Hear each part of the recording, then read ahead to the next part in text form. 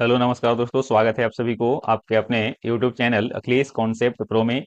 दोस्तों आज हम लोग डिस्कस करेंगे क्लास 10th की मैथमेटिक्स में अर्थमेटिक प्रोग्रेशन का लेक्चर 4। तो आइए हम लोग क्लास को शुरू करते हैं। तो ये रहा आपका उदाहरण 6। क्या संख्याओं की सूची 5, 11, 17, 23 का कोई पद 301 है, और है तो क्यों, इसको बताना है। तो सबसे पहले यहाँ पे सॉल्यूशन ए बराबर कितना है, ए बराबर 5 है, डी बराबर 6 है। देख लीजिए 11 में से 5 को घटावेंगे तो कितना मिलेगा, 6 मिलेगा। अंतिम पद आपका कितना है, अंतिम पद 301 है। आपको यहां से एन निकालना है, तो लिखेंगे चूंकि T N equal to A plus N minus one into D. T N का वैल्यू यहाँ पे 301 है, बराबर ए का वैल्यू 5 है, और एन माइनस वन इंटू 6। तो 301 बराबर 5 प्लस 6n-6। तो 301 बराबर 6n-1 होगा। तो यहां से इसको हल कर लेते हैं, तो ये आपका हो जाएगा 301 प्लस 1, तो 302 बराबर 6n हो गया। तो यहां से आपको n निकालना होगा, 302/6 होगा। हल करेंगे तो मिलेगा 50 पूर्णांक 2/6। तो n बराबर 50 पूर्णांक 1/3 मिलेगा। देखिए यहाँ n का मान आपका क्या होनी चाहिए, पॉजिटिव पॉजिटिव नेचुरल नंबर होना चाहिए। पॉजिटिव नेचुरल ना बोलकर क्या बोल सकते हैं, पॉजिटिव इंटीजर, पॉजिटिव इंटीजर होना चाहिए। चलिए उदाहरण 7 देखेंगे।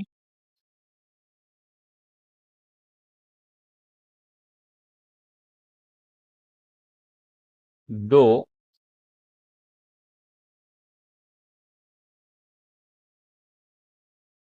दो अंकों वाली कितनी संख्याएं 3 से विभाज्य है। तो सबसे पहले यहां पे आपको लेके चलना पड़ेगा। दो अंकों वाली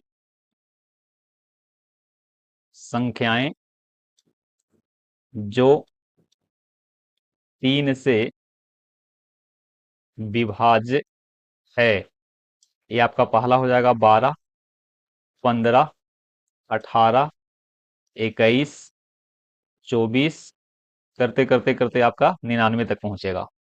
ए बराबर यहाँ 12 है, डी बराबर 3 है, और अंतिम पद आपका 99 है। आपको एन पूछा गया है, तो लगा लीजिए formula T N equal to A plus n-1 of D. तो टी एन का वैल्यू यहाँ पे 99 है, ए का वैल्यू 12 है, n-1 ऑफ 3 होगा। इसको हल कर लेते हैं।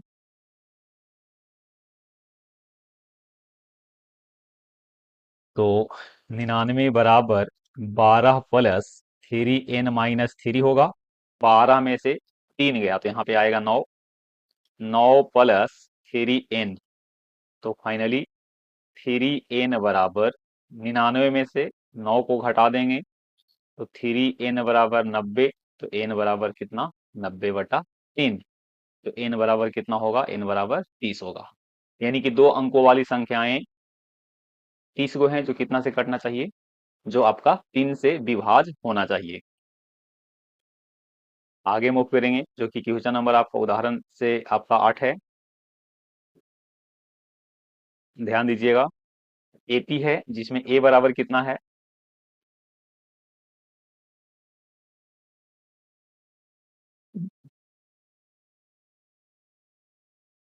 ए बराबर 10 है, डी बराबर 7-10 बराबर -3, और अंतिम पद आपका -62 है। सबसे पहले एन निकाल लीजिए, तो लिखेंगे T N equal to A plus n-1 of D. ये हो गया -62 बराबर 10 प्लस n-1 इंटू, ये आपका -3 होगा। -62 बराबर 10 -3n+3। तो -62 बराबर 13 -3n। इसको हल कर लेते हैं। -62 बराबर यहाँ से -62 -13 बराबर -3n। इसको जोड़ देंगे तो हो गया कितना, 75 हो जाएगा। और यहाँ से -3n, तो n का वैल्यू निकालेंगे 75/3, माइनस से माइनस कैंसिल हो गया, n बराबर कितना हो गया, 25। कह रहा है कि प्रथम पद की ओर से -62 को प्रथम पद मानना है और उस स्थिति में 11वां पद निकालना है। तो 11वां पद कैसे निकलेगा, 11वां पद बराबर a प्लस 10d होता है। पहला पद यहाँ पे कितना होगा, -62 हो जाएगा और 10 गुने डी, डी का वैल्यू यहाँ पे कितना लेके चलना पड़ेगा, डी का वैल्यू यहाँ से प्लस में लेके चलना पड़ेगा, तो 3 हो जाएगा। तो -62 प्लस 30, तो फाइनली हो जाएगा -32, और वही आपका क्या होगा, आंसर होगा। देखिए अंतिम से ये आपका 11वां पद, अंतिम से 11वां पद और अंतिम से 11वां पद का मान उतना ही होगा जितना कि शुरुआत से 15वां पद होगा, और ये दोनों का मान आपस में बराबर आएगा। चलिए ध्यान दीजिए,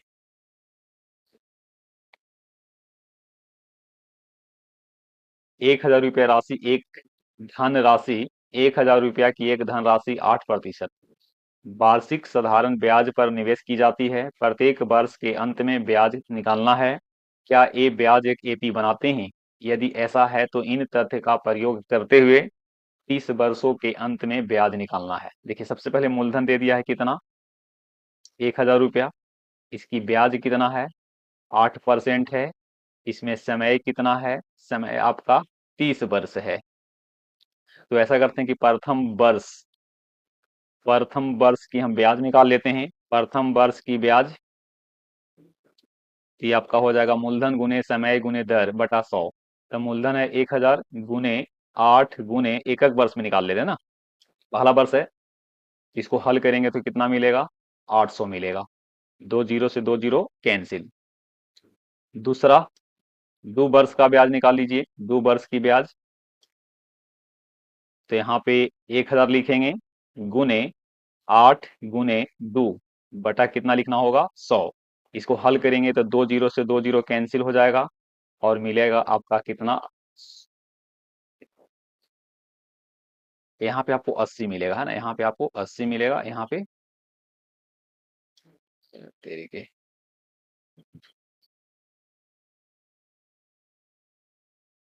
यहाँ पे आपको 80 और यहाँ पे आपको 160 मिलेगा। उसी प्रकार से 3 वर्ष का निकाल लीजिए, 3 वर्ष की ब्याज, तो 3 वर्ष का ब्याज हो जाएगा 1000 गुने 8 गुने 3/100, तो फाइनली आपका मिल जाएगा 240। उसी प्रकार से आप 4 वर्षों में निकाल सकते हैं, 5 वर्षों में निकाल सकते हैं। तो यहाँ पे देख पा रहे हैं कि यहाँ से पहला वर्ष का 80 है, दूसरा वर्ष का 160 रुपया, तीसरा वर्ष का 240, चौथा वर्ष का निकालिएगा तो 320 होगा, और इसी प्रकार से आपको 30 वर्षों में निकालना है। तो यहाँ पे देख लीजिए a बराबर 80 है, और चेक कर लीजिए पहले, 80 से यहाँ बढ़ करके 160 हो गया, इसका मतलब प्लस 80 बढ़ा है। यहाँ से भी आपका 80 बढ़ा है और यहाँ से भी आपका 80 बढ़ा है, इसका मतलब है कि ये आपका एपी में है। तो डी बराबर कितना होगा, डी बराबर 80 होगा। तो आपको एन बराबर कितना, एन मतलब यहाँ पे टी, तो टी बराबर कितना है, 30 वर्ष है, और 30 वर्षों का ब्याज आपको कैलकुलेट करना है। तो देख रहे हैं कि हर वर्ष का ब्याज 80 रुपया है, तो उस स्थिति में 30 वर्षों का 2400 रुपया होना चाहिए। तो इस फार्मूला से भी आपको निकालना चाहिए, टी 30 का मान आपको निकालना होगा। तो टी 30 बराबर ए प्लस 29 डी, 29 डी, ए का मान 80 है और प्लस 29 इंटू 80, यहाँ से 80 कॉमन कर लीजिए तो बचेगा 1 + 29 जो कि 30 हो जाएगा। तो फाइनली कितना होगा, 2400। तो यही आपका क्या होगा, आंसर होगा। 30 वर्षों का ब्याज कितना हो जाएगा, 30 वर्षों का ब्याज भी आपका 80 गुने 30 के अनुसार 2400 हो रहा था, और यहां से भी निकाल लिए तो कितना हुआ, 2400 रुपया हुआ।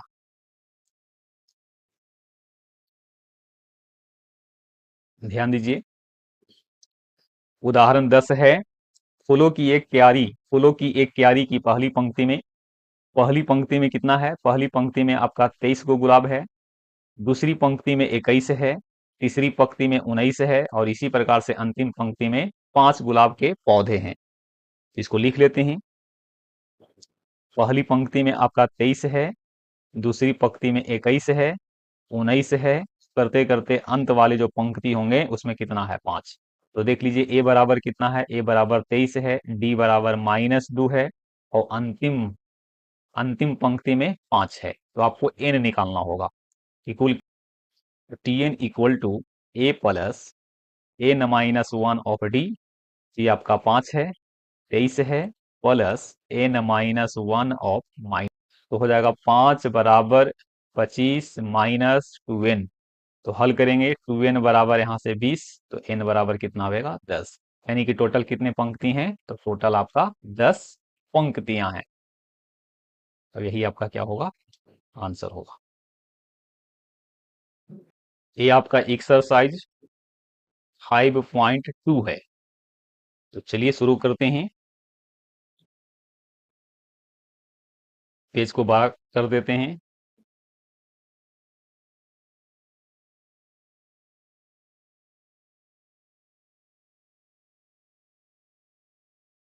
निम्न निम्नलिखित सारणी में निम्नलिखित सारणी में रिक्त स्थानों को भरिए जहां एपी का प्रथम पद ए है, सार्व अंतर डी है, और इनवा पद ए एन है।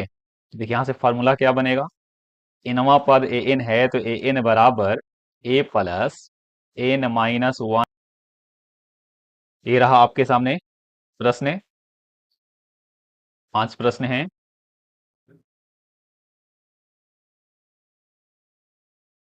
ध्यान दीजिएगा, पहला प्रश्न की ओर मूव कर रहे हैं।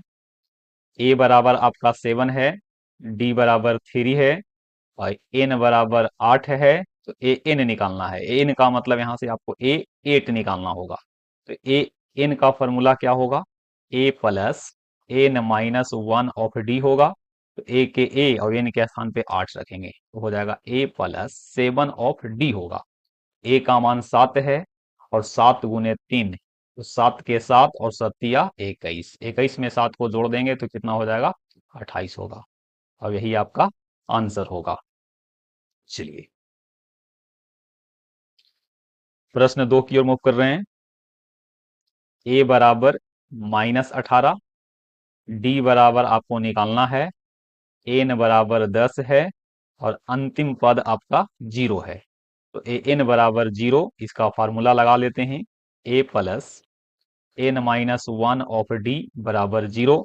ए का वैल्यू यहाँ पे -18 है, प्लस एन का वैल्यू 10, 10 -1, और यहाँ पे डी बराबर 0। इसको हल कर लेते हैं। -18 बराबर, ये आपका हो जाएगा -9d, यानी कि इसको और एक बार लिख लीजिए। -18 प्लस 9d बराबर 0, तो यहाँ से हो जाएगा 9d बराबर 18। तो d बराबर कितना हो जाएगा, 18/9, यानी कितना हो जाएगा, 2। तो यही आपका क्या होगा। यहाँ पे देख लेते हैं, a बराबर निकालना है, d बराबर -3 है, और तीसरा प्रश्न है ना, ये आपका तीसरा प्रश्न है। और n बराबर 18 है, और ए एन कितना है, ए एन आपका -5 है। तो लगा लीजिए फॉर्मूला, ए एन बराबर ए प्लस एन -1 ऑफ डी होगा। ए एन का मान -5 है, -5 बराबर ए प्लस एन का मान यहाँ पे 18 है, 18 -1 गुने -3, तो -5 बराबर ए प्लस 17 गुने -3, तो -5 बराबर ए -51। यहाँ से ए निकाल लीजिए, तो -5 प्लस 51, तो ए बराबर 46। और यही आपका क्या होगा, आंसर होगा। बाकी 2 होमवर्क आप लोग को दिया जा रहा है, आप ये दोनों को बना लीजिएगा। चलिए आगे मूव करेंगे। क्वेश्चन नंबर 2 है,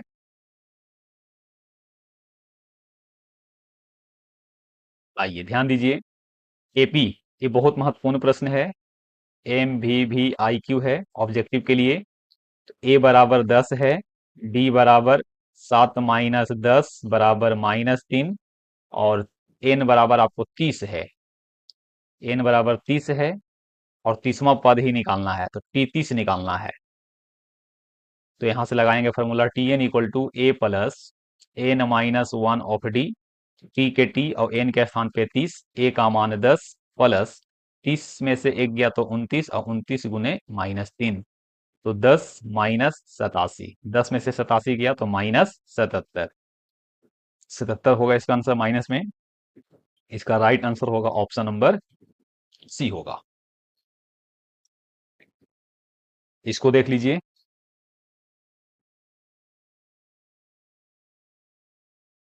ग्यारहवां पद निकालना है। ए बराबर -3 है, बी बराबर -1/2 में से -3 को घटा देना है, तो -1/2 प्लस 3 हल करेंगे तो 2.1/2 आवेगा, 3 में से आधा घट जाएगा, दो लघुत्तम है तो 1 -1 प्लस 6, तो हल करेंगे तो मिलेगा 5/2, और n बराबर 11 है तो आपको निकालना है T11। T11 का मतलब हो गया a प्लस 10d, ए का मान आपका कितना है -3 है, प्लस 10 गुने 5/2, तो -3 प्लस ये आपका हल करेंगे तो यहाँ से 5 मिलेगा, और 5 बचे 25, फाइनली कितना मिलेगा +22। ऑप्शन कितना होगा, ऑप्शन बी होगा। चलिए, उसी प्रकार से आप इसको निकाल सकते हैं। इसको निकाल लीजिए, x मान करके यहाँ x मान लिए, यहाँ पे x और यहाँ पे क्या y। पहला प्रश्न देख लीजिए, 2x और 26, ये आपका किस में है, एपी में है। एपी का नियम होता है कि ए बी और सी अगर तीन वो एपी में है तो यहाँ पे कहा जाता है कि बी माइनस ए बराबर सी माइनस बी, ये क्या है, कॉमन डिफरेंट है। कॉमन डिफरेंट आपस में क्या होते हैं, बराबर होते हैं। तो यहां से हल कीजिएगा तो आपको मिलेगा 2b बराबर ए प्लस सी, तो b बराबर ए प्लस सी/2। देखिए यहां से बीच वाला पद जो होता है ना, प्रथम और अंतिम पद के योग का औसत होता है, तो इस प्रकार से आपको बनाना होगा। तो देखिए 2 है, x मान लिए और 26, तो यहां से x माइनस 2 लिखिए, और यहां से 26 माइनस एक्स, ये हो जाएगा x प्लस एक्स बराबर 26 प्लस 2, 2x बराबर 28, तो आपको x बराबर कितना आएगा, x बराबर 14, यहाँ पे कितना होगा, 14 होगा। यही आपका आंसर हो गया। अब इसको ऐसे भी बना सकते हैं, इसको a मान लिए, इसको b मान लिए, इसको c मान लिए, तो b बराबर a प्लस c/2, तो b का वैल्यू यहाँ पे हम x मान लिए, या आप b ही रहने देते हैं, b रह दीजिए, तो b लिख दिए, और a का वैल्यू 2 है और c का वैल्यू 26 है, और बटा 2, 28/2 बराबर कितना, 14। चलिए, इसको हमने x मान लिया, 13 है, 13 y और आपका 3 है, इसमें x और y का मान निकालना है। तो इनके एक इसमें है, एपी में है, एपी में है तो सार में अंतर क्या होगा, डी सब में समान होगा, तो डी निकाल लीजिए, 13 माइनस एक्स, वाई माइनस 13, और 3 माइनस वाई। इसमें से आपको हल करना पड़ेगा, आप इन दोनों को लेकर के हल कर लीजिए, पहला और दूसरा का, तो हो जाएगा 13 माइनस एक्स बराबर वाई माइनस 13, तो हल करेंगे तो यहाँ से मिलेगा x प्लस वाई बराबर 26, समीकरण पहला हो गया। आप इन दोनों को भी लेके हल कर सकते हैं, इन दोनों को भी, तो हो जाएगा y माइनस 13 बराबर 3 माइनस वाई, तो आपका हो गया 2y बराबर 16, तो यहाँ से y बराबर कितना निकलेगा, 8। y अगर 8 निकल गया तो चलिए समीकरण 1 से, x प्लस वाई बराबर 26, x का मान आपको निकालना है, y का मान यहाँ से 8 रखेंगे और 26 लिखेंगे बराबर में, तो x बराबर 26 माइनस 8, जो कि कितना मिलेगा, 18 मिलेगा। बाकी हम लोग मिलेंगे अगले वीडियो में, तब तक के लिए आप सभी को ऑल द बेस्ट।